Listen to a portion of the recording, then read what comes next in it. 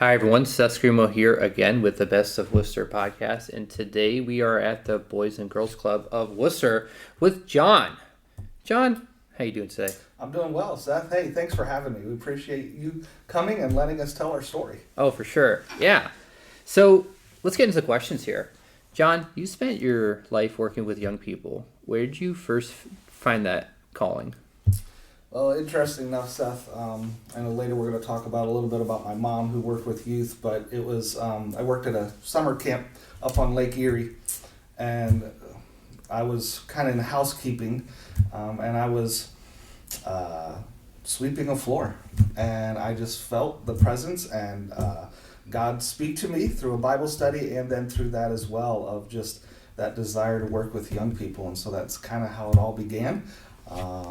I didn't quite believe it, I will have to be honest. I think a lot of us kind of question whether this is what you're supposed to do or not, and so I was one of those, and it wasn't until I think my second year of college I went and worked at another camp and really began to fall in love with working with high school and middle school kids and just seeing their passion and their zest for life. Oh, so yeah. That's kind of how it all started. For sure. You know, I'm a firm believer that if you want growth, God's going to give it to you. Mm-hmm. So it's kind of hard to go against God's will sometimes, Exactly. even if you're beating your head against the wall. Exactly. But we as a family, we love going up to Lake Erie. Mm-hmm. I can't imagine having a camp up there. Sounds like a fun time and a fun place to send my kids. Yes.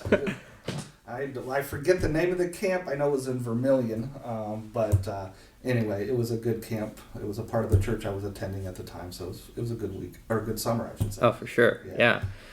So you mentioned that, you know, your mom worked with youth in the church. Mm-hmm. How did that influence your purpose and your career path?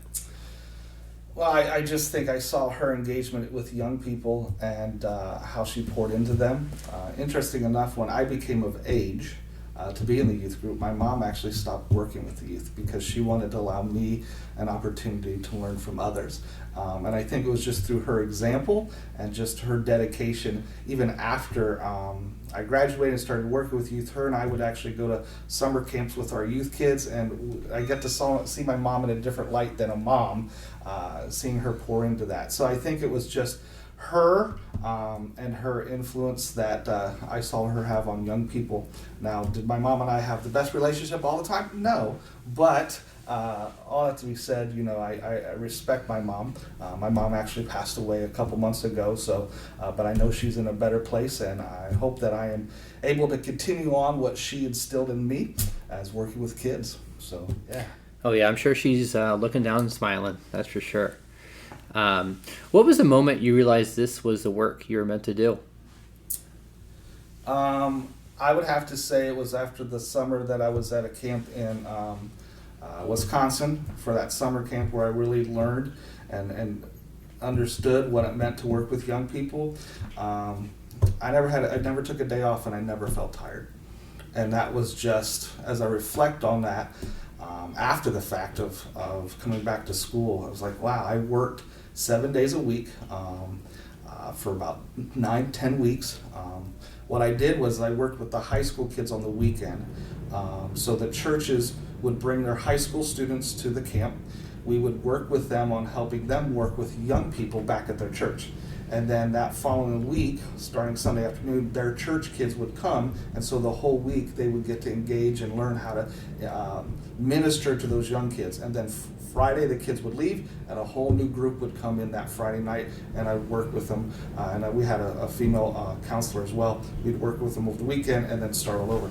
And I never took a day off because it was so exciting and it was so exhilarating. To see these young people grow, not only in their faith, but experience the opportunity to impact somebody else, and also to maybe, potentially, there could be some of them that had a call into ministry as well. So, yeah, that was it. It was, after that week, I knew that's what God had created me and designed me to do.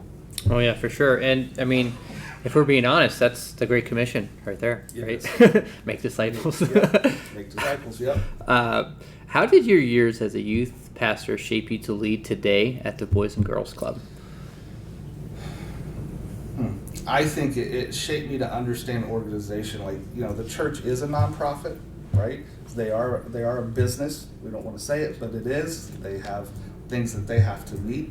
But I think it's just really the passion to work with young people. I've always had a desire, it's been my dream, I should say, to be the lead person of a youth ministry center, so a youth center. Every church I went to had some kind of outreach center, a teen center, where kids that didn't feel like they were connected to church had a safe place to come. And so I think I'm living that out. Yeah, it's not in the local church, but and that's fine. But just providing a safe place for kids to come where they're accepted, where they belong, and where they're cared for. And so I think those things that I learned as a youth pastor shape how I lead today, and is the foundation to what we try to do here at Boys and Girls Club. Yeah, I'm a firm believer in leapfrog skills, right? A lot of things you can do at different jobs, they can transfer over to make sure that you do well in certain situations. So for those listeners who may not know, what is the Boys and Girls Club of Wooster all about? Yeah, so the Boys and Girls Club of Wooster is actually a part of a national organization called Boys and Girls Club of America. Their headquarters is in Atlanta. There are over 5,000 different organizations throughout the United States, Alaska, and even in Hawaii. Pretty crazy to think. And what we do, excuse me, is we provide before and after school programming to kids that just need a safe place to go. And there are 12 organizations, maybe 14 organizations in the state of Ohio alone that provide that after school place for those kids to be. And so we focus in three areas. We focus in academics, we focus in health and wellness, and we focus in leadership. And all those three programmings really help us reach our end result, which is to make productive, caring, responsible kids at the bare basics of what we do. Yeah, I think that's a great way to give them a well-rounded experience too, right? Yeah, it is. The mission talks about empowering young people to reach their full potential. What does that actually look like on a day-to-day at the club? Well, it's our programs. We have qualified program staff that design programs, like I said, around academics, health and wellness, and leadership and service that really engage kids to think a little differently, to engage with life differently, I would say, to see their potential inside of them, and begin to understand that they live in a bigger community. So the program is one part. The other part of our staff interactions. We have some great staff that really pour into our young people, to our members, to provide that. Again, you're going to hear this quite often through this podcast. Seth, is a safe place. That's a priority for us, and so that's what it looks like every day. Is a safe place where kids come, and they are learning how to reach their full potential, and even recognize that they do have full potential as well, because they are safe. Yeah. Now, you said safety, not just physical, but emotional and mental is a top priority. Why is that so important right now? We are seeing young people that are just struggling with life, struggling with their mental health, and so it's been after COVID that has come to light. There's a word that's used, you've probably heard on other podcasts from our mental health professionals in the area, is called regulate. They just don't understand how to regulate their feelings. We are at all not a mental health provider by any means, but we partner with local mental health providers like Anazao to come in and help us with this. But we're seeing that they become dysregulated with how they feel, of how they can express what's going on inside. We also got to remember they're young people, and they're not mentally where they're able to verbally share how they're feeling, but they definitely show us through their actions. And so we really want to provide that space for them to kind of process through those emotions, to help them, to make them feel that, hey, it's okay that you're feeling this way. You're not weird or different because you feel this way. We all have emotions. Everybody has a bad day. Everybody goes through trauma. They go through just tough times. And so we really want to help our kids get the tools to help them process through as they go through life. When they face challenge, they have tools that they can use to help self-regulate them, and they can move past it. Oh yeah, for sure. I have two little ones. My daughter's in preschool. Mm-hmm. My son's in first grade. So you talk about self-regulation and emotions. Mm-hmm. Man, it's skyrocketing right now. It is. It's all over. And, I mean, even Yeah. I can remember as a young kid the same. Yeah. I had we just didn't identify it back then, right? It was just it's a boy or whatever. But I think in some respects it's probably healthier that at least young people are feeling like, I want to tell you how I feel. And it's not verbal, but it's definitely through their actions.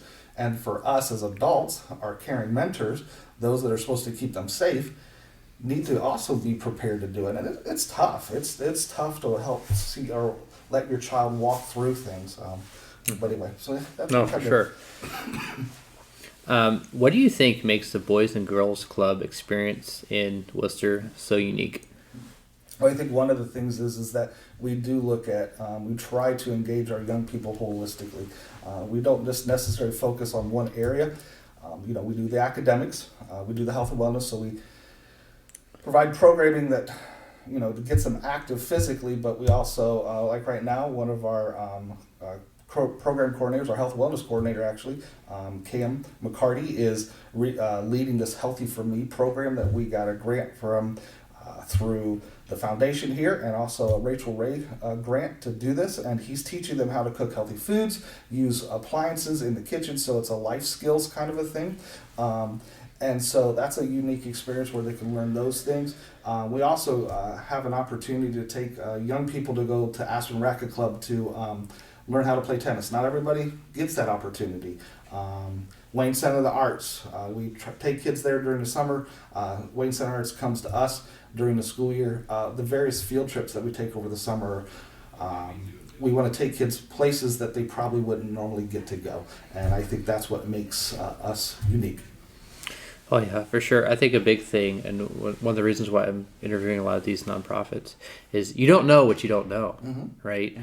We have a lot of great gems here in Wayne County, and yeah, it's as soon as you know about it, it's like, wow, can't believe we have that. Yeah. Yes. So speaking of wow, you came into leadership during a challenging time post-COVID.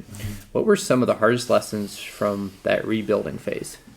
Well, the first one, it had nothing really even to do with our club. It was really learning the language of Boys and Girls Club of America. They have its own terminology and everything, and learning all of that is a huge curve. And I would still, I came September of 21, so this has been 4 years. I still feel like I'm learning and understanding Boys and Girls Club of America.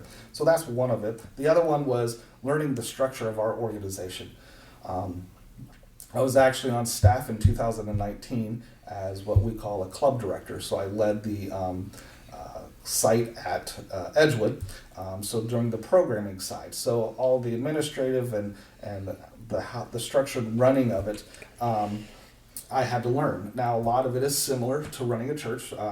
Before coming back to Wooster in 2019, I was a senior pastor for a couple years. So same concept, running an organization, running a church, but just learning how we do things, the processes, the policies, the structures we have around all the things that we do. So that was a huge learning curve for me. I think part of it was mapping out or seeing what we have to where we are.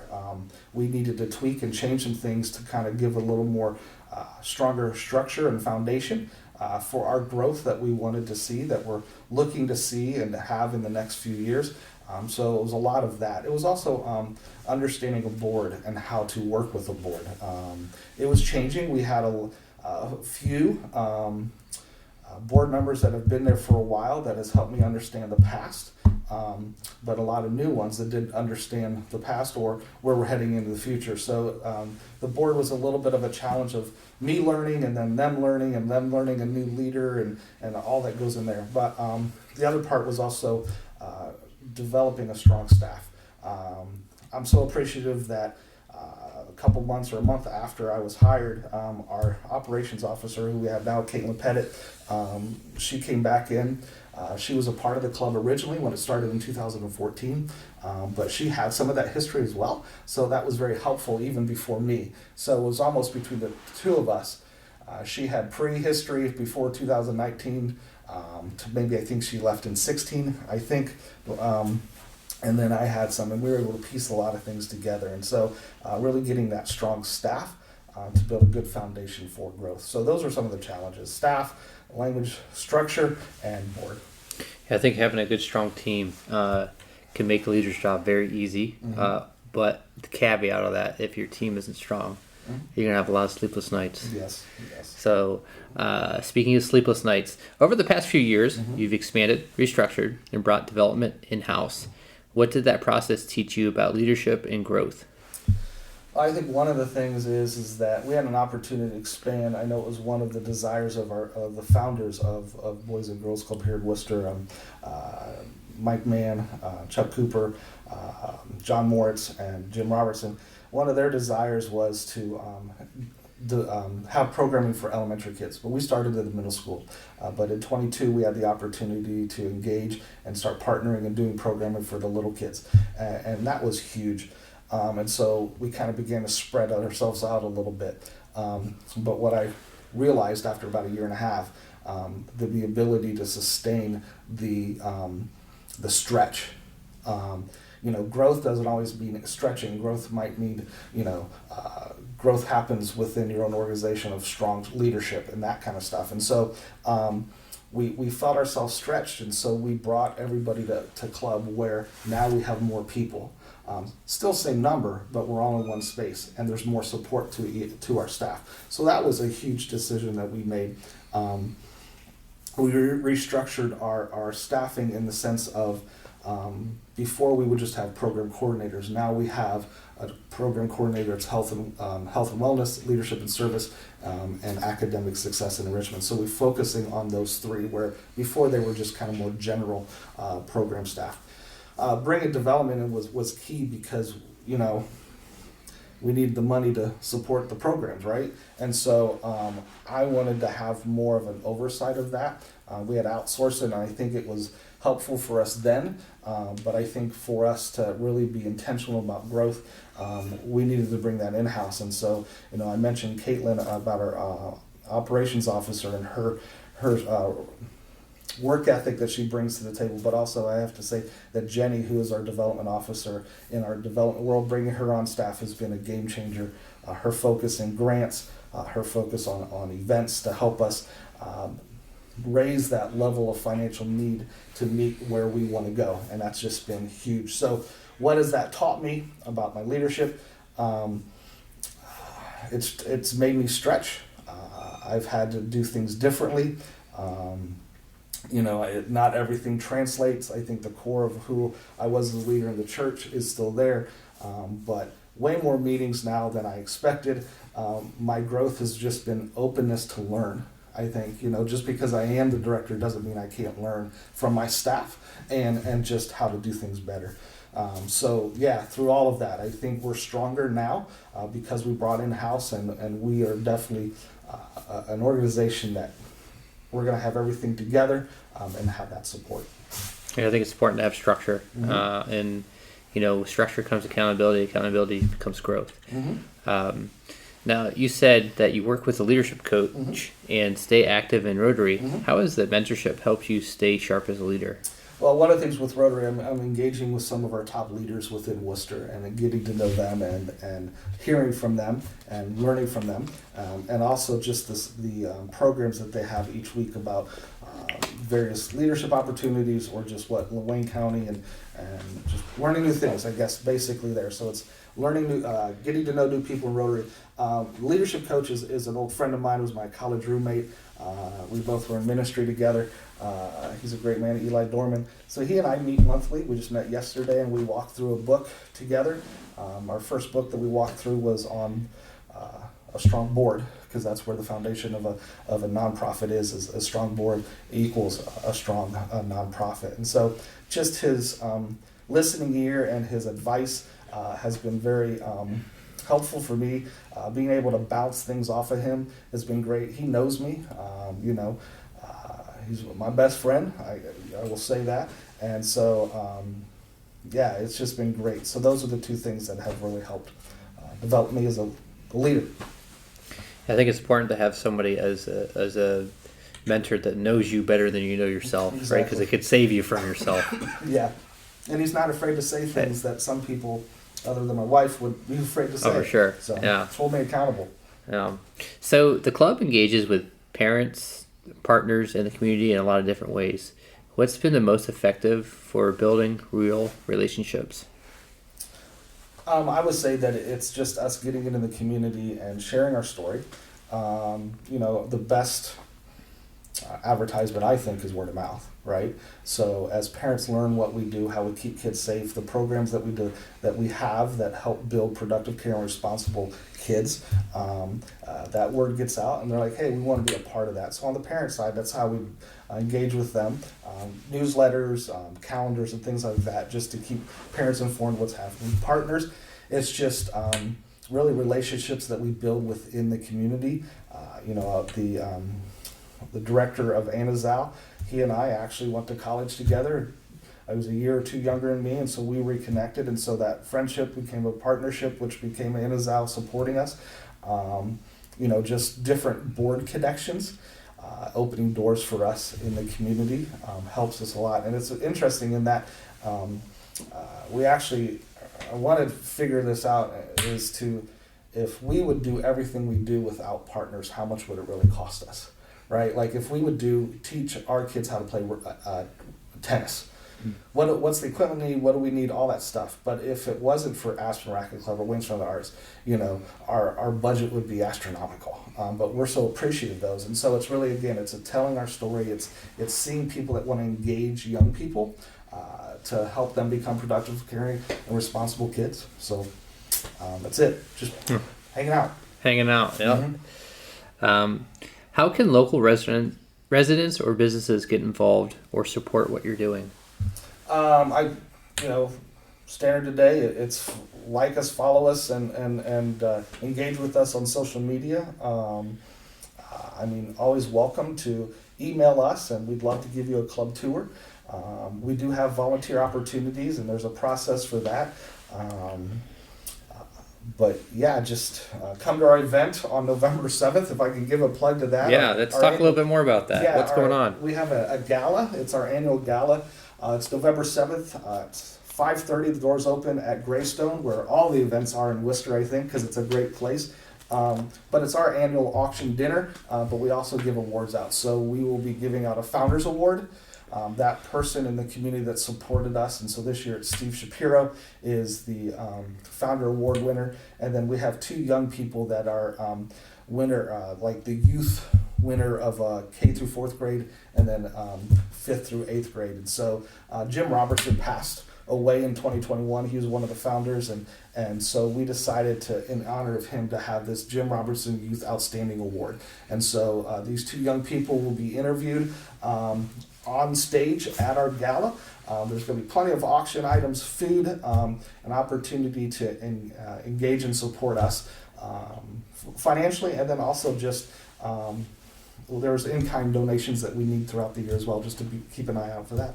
So yeah, so that's how people can get engaged with us. Yeah, for sure.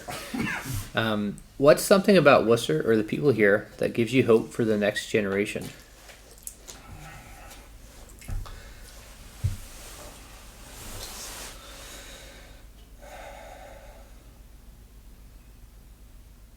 I think that they definitely care about their kids, right?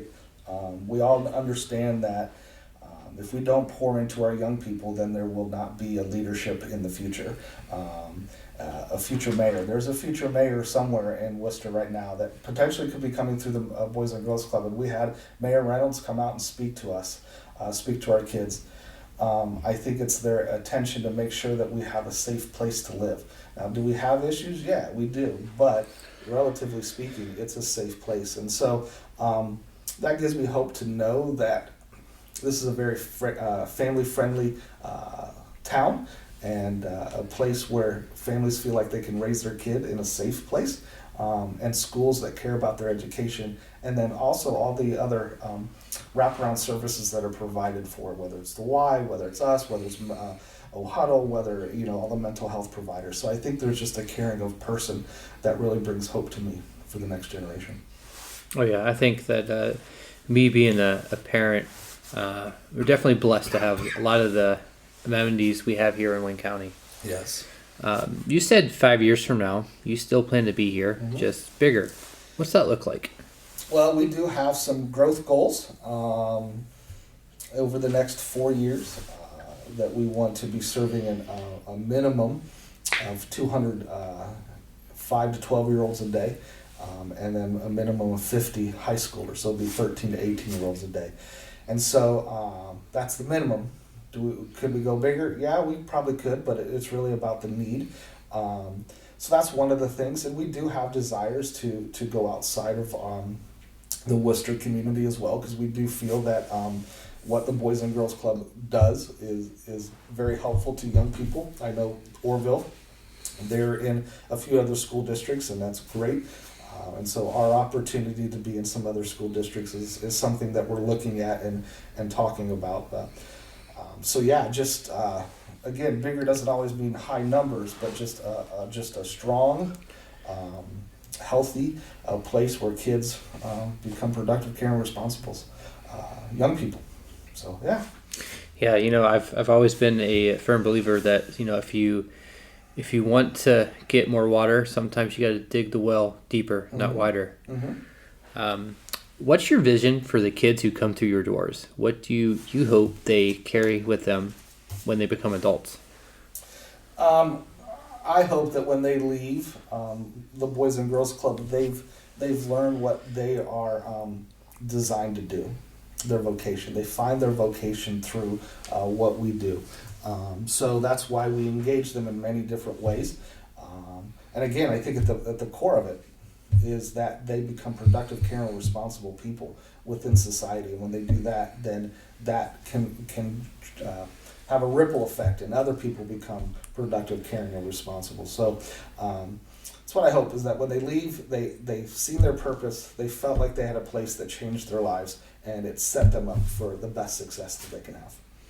Yeah, I'm a firm believer in the butterfly effect. How, one small thing can make a huge impact. You may not see it today, you may not see it tomorrow, but that little gesture, of smiling or asking someone how this day is, definitely help. Yeah. If someone listening wants to follow a similar path, maybe start a nonprofit or mentor youth, what advice would you give them? Well, at the core, some kind of training, whether that is formal education, whether that is a certificate of some kind, but some kind of understanding of youth, their mental state, their growth, and their how they change over time. I think that's helpful. I think there's in our particular realm, I think there's a level of, you're a little bit of a social worker, you are a little bit of a mental health provider, you're a little bit of a coach, you're a little bit of a teacher, you're a little bit of a mentor, you're a little bit of a parent per se. You're a little bit of everything in the field that we do. So I think it's finding some training. I think it's getting involved in what you're passionate about doing, finding an organization that you want to work with, whether it's being a mentor with OHuddle, whether that's maybe working with us on summer staff to see what it's like to engage young people, work with young people. I think the combination of experience and your education is key to that, and it's just try things and see what works. No, I definitely feel like there's a need for youth to be mentored. I know that if I had a mentor growing up, I probably would have not made as many mistakes, which would have been good. Yeah. Now, you spent decades helping kids find belonging and purpose. How has this work changed you? Well, it's definitely, I think at the core of who I am, it hasn't changed, but how I engage young people does. An old mentor of mine back in the day said to me that the world that I live in is like a speedboat. It changes constantly. And if you look at the culture of youth today, it changes constantly. I just interviewed had a conversation with our 7th and 8th graders just the other day of learning about their world. What does it mean?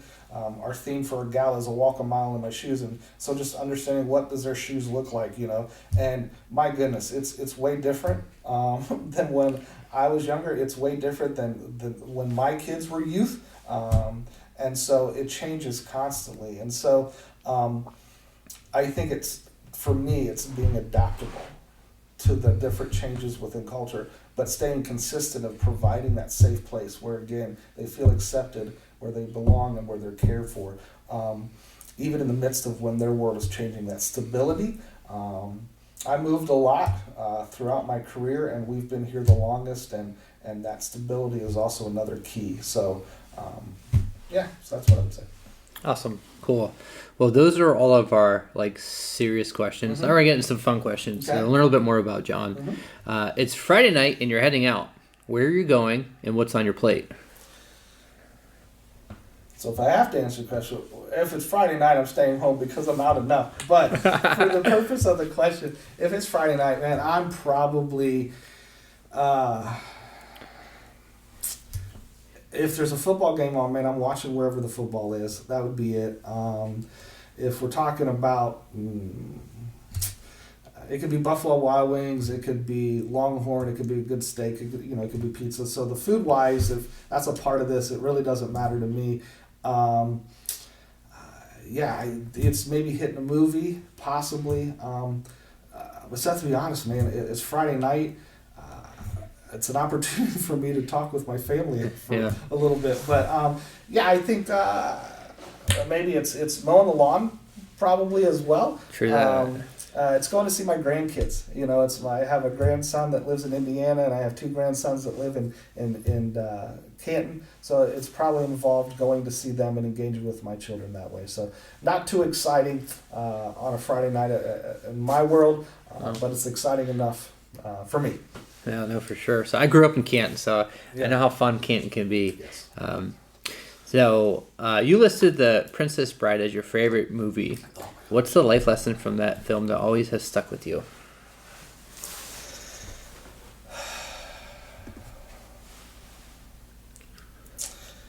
There's a few phrases from or quotes from the movie that come out to me. One is, and I've used this a few times on people that I've married over the time that I've known really well. There's a line in there where marriage, the other one is as you wish, when the main character rolls down the hill and yells, as you wish.